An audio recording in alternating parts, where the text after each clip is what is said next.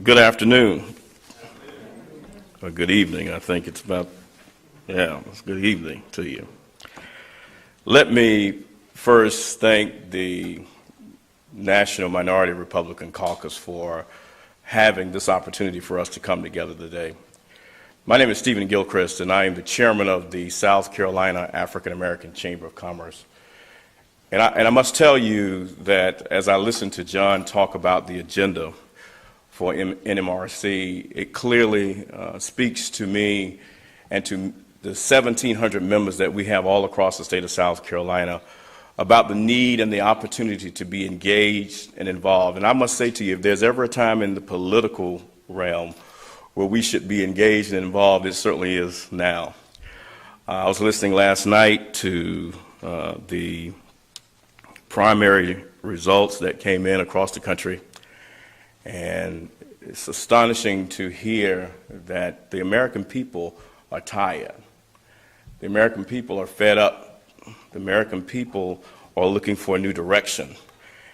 And I often talk about the fact that that new direction does not take place in void and absent of the African American community in this state and in this country. And so I want to thank the National Minority Republican Caucus for having this opportunity and for us to come and share with you this evening. How many of you heard of the man? You know, and most of us hear quite a bit about what the man won't allow us to do, and the man won't allow us to do this. Well, black people, perhaps more than any other race of folk on the planet, have a very healthy distrust of the man. That's been historical.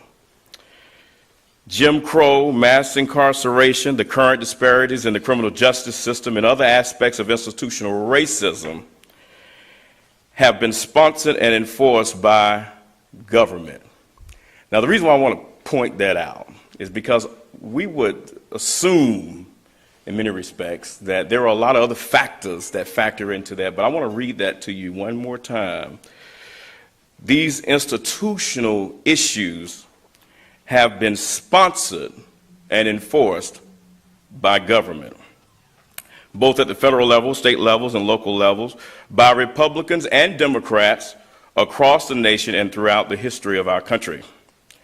And as a result of this experience, many black Americans balk at top-down policies to include bureaucratic solutions to problems like crime, poverty, yet instead prefer approaches that empower individuals and in communities to address endemic challenges. Now, for those of you that are sitting here listening to me share this with you, I think you would agree with me that we've tried government for a while, and it hadn't worked to the degree that it should.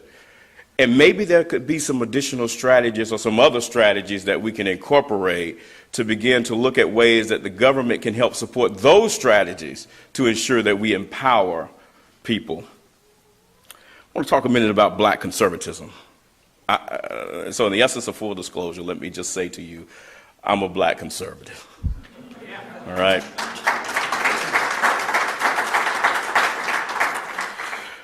Black conservatism is a political and social movement. Now, I've tried to say all across the country for many, many years that you'll be amazed at the number of African Americans that I have the opportunity to connect with who clearly are very, very much conservative. But here's the problem with some of that. We don't know that we're that conservative. We hadn't been engaged in arenas that would allow us to demonstrate our conservative values. And here is where I often talk about the fact that the Republican Party has missed it, right?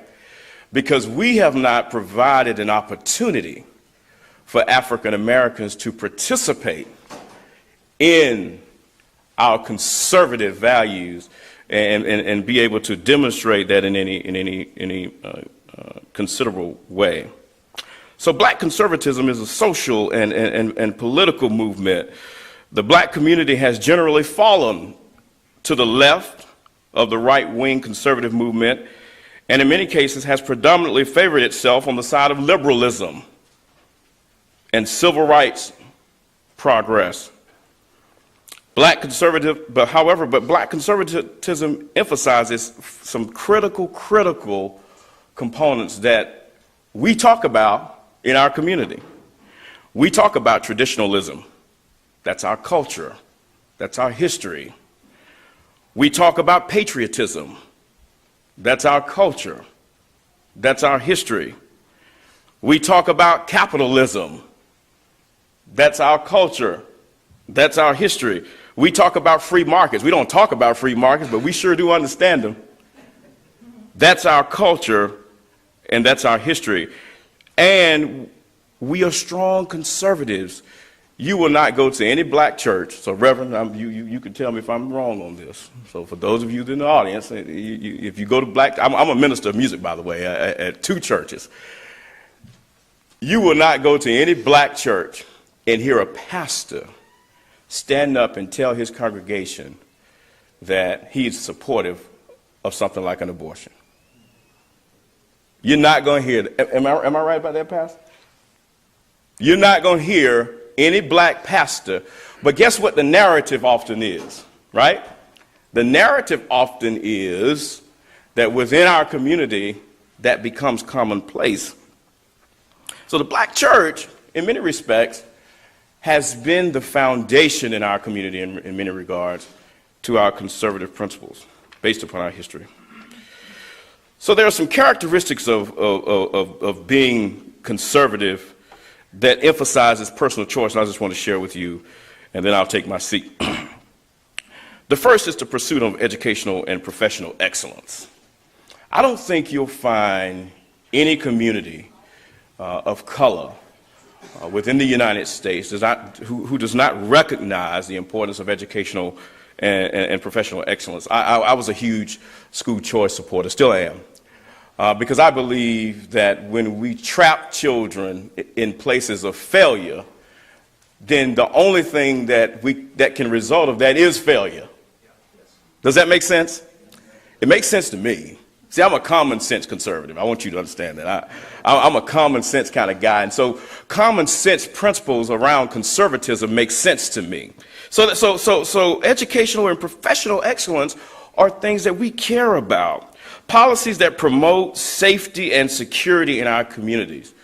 There is nobody that I know, white, black, rich, poor, conservative, liberal, Democrat, Republican, that don't want to be safe. Is that right?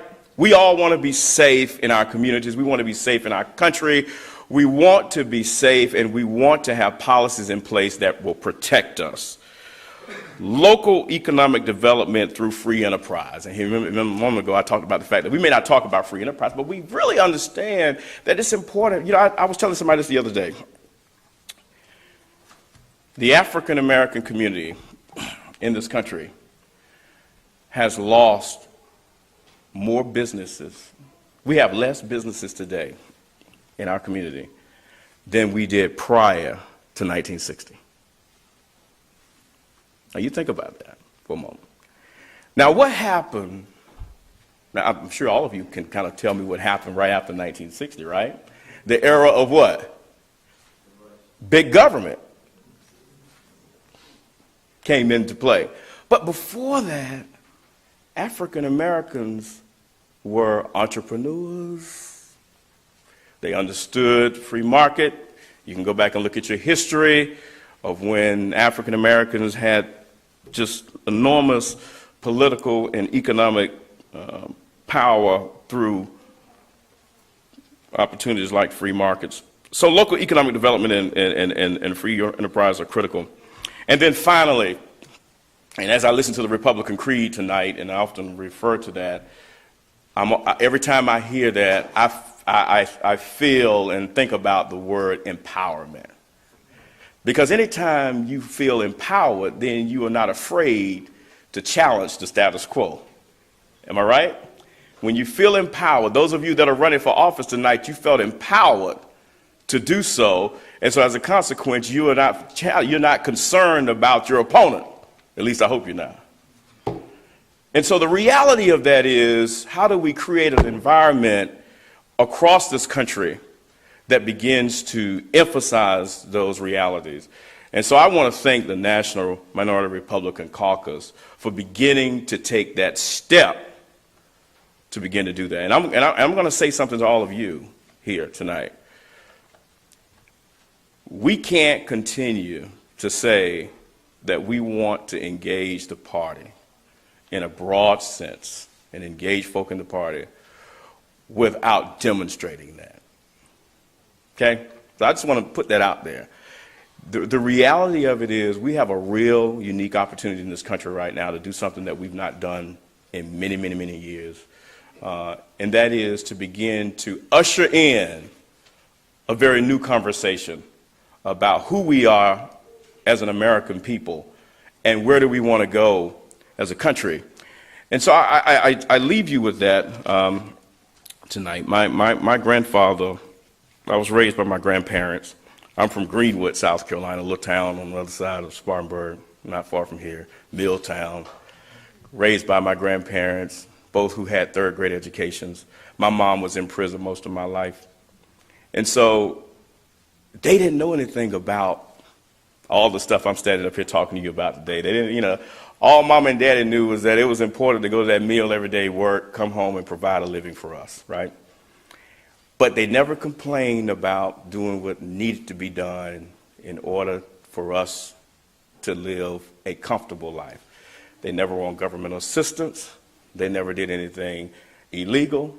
They simply said, we can provide the best life we can for our grandchild and for actually me and my brother are their grandchildren. So I share that with you to say that we have a lot of success stories, folks, that we got to tell. And the party has to do a better job of telling that story all across our country, and that's what this is all about, beginning to have that conversation. So I'm delighted. I can't wait to Kathy to get up and talk a little bit later about what the plans are to begin to usher in a new conversation in our community about black conservatism and how we all, as Republicans, can do what we can to make our country a better place. Thank you all for allowing me to come to you tonight.